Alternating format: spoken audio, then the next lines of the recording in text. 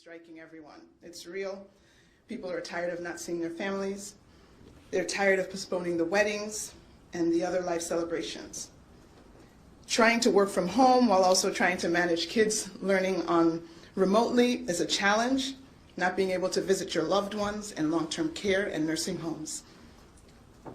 Not being able to gather with groups of friends for a night out in your favorite restaurant is getting to be a lot to bear. The way we work, the way we live, the way we play has all changed, and the harsh reality is that the sacrifices we've made and that we continue to make do not have a future expiration date. And I know that that's difficult.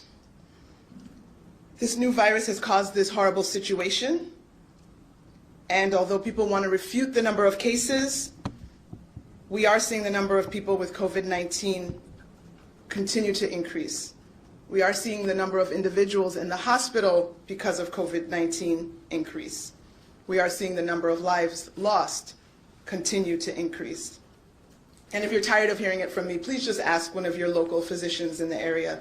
They will tell you what they are seeing in their hospitals. Since yesterday, we lost an additional 31 lives for a total of 9,418 deaths. These are people who started with us in 2020 and won't be with us at the Thanksgiving table.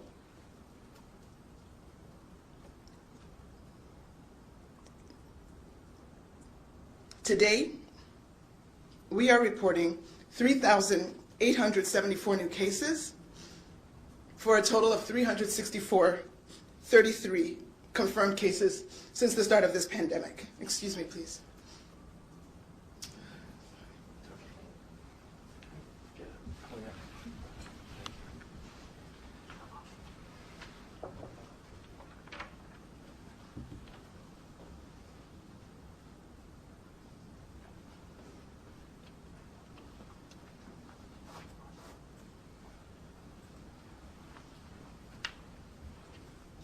I'm sorry.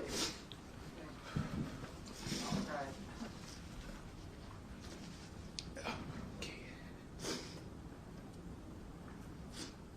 We have had 364,033 cases since the start of this pandemic. 2,498 individuals were reported to be in the hospital overnight. Of those, 511 COVID patients were in the ICU, and 197 patients were on ventilators. In the last 24 hours, 82,256 lab tests were reported for a total of more than 7.1 million tests. My message to you is to stay strong. I've never run a marathon, but I have the utmost regard for those who've been able to train and plan and finish a marathon. But this is a difficult race when you can't actually see the end point, and I'm sorry that that's the message I have for you. Nevertheless, I'm asking you to fight the fatigue. Fight the urge to give up on social distancing.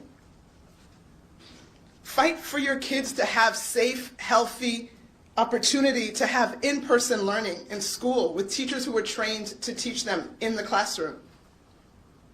Fight to have safe, healthy environments at which we can work, so that businesses can remain open, so that our economies can start to thrive again. This does mean wearing your mask anytime you're around people. This means reconsidering that large gathering, that large social event. It means thinking about wearing masks in your own home when you're with other people from outside of your household. Think about connecting with friends and family virtually. This is what we'll have to do to bring the spread down in our community. When we bring the spread down in our community, kids can go to school safely, people can go to work safely, activities, family celebrations can be celebrations instead of super spreader events that result in disease and death.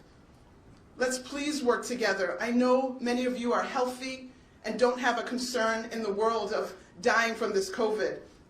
I would say that, of course, there are some people whose chances are much lower, but let's please think beyond ourselves and think about the people that we could unknowingly infect who may not be as fortunate to have the immune system and the healthy status that you may have. We literally have people who are asymptomatic, meaning have no symptoms for the entire duration of their illness. And so for those 7, 8 days that you may be shedding the virus, you are unknowingly, unwittingly infecting people in your path. People who will never know that they were exposed to you, but may come up with disease and maybe even be hospitalized and even worse without ever understanding where or how they contracted this. This is how this disease is happening, but we do have a choice. We can limit our gatherings, we can wear our mask, we can wash our hands, we can do these things so that we don't hurt those around us.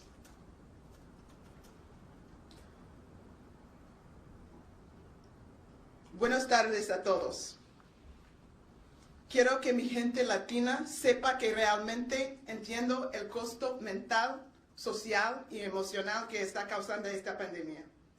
La fatiga pandémica es real.